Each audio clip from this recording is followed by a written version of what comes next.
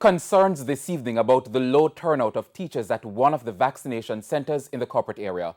Now, the government announced last week that teachers will return to face-to-face classes to prepare students for exit exams.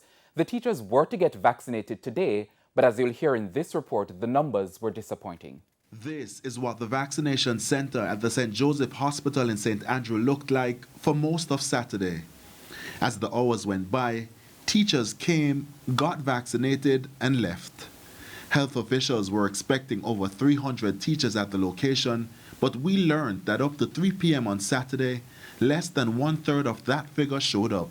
I think there's still some hesitancy among my colleagues.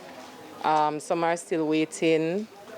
Maybe they're waiting on another brand of the vaccine or waiting to hear more of how it works. But for me personally, with the shortage, I'm not sure when next there's going to be more vaccines, so I prefer to take what's available. I believe teachers should come out and get vaccine because they're in contact with the student. After calls from teachers to allow for face-to-face classes to resume, their calls were answered recently.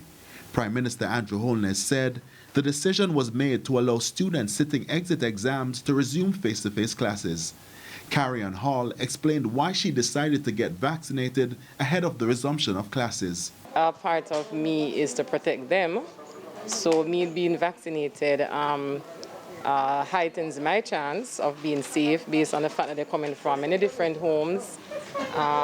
That's one, and me being vaccinated, should I become infected, would protect them as well. Similar sentiments were shared by other teachers who did not wish to appear on camera. Could this turnout be an indication that teachers are reluctant towards the vaccine? Dr. Debbie Carrington is Medical Officer of Health for the Kingston and St. Andrew Health Department.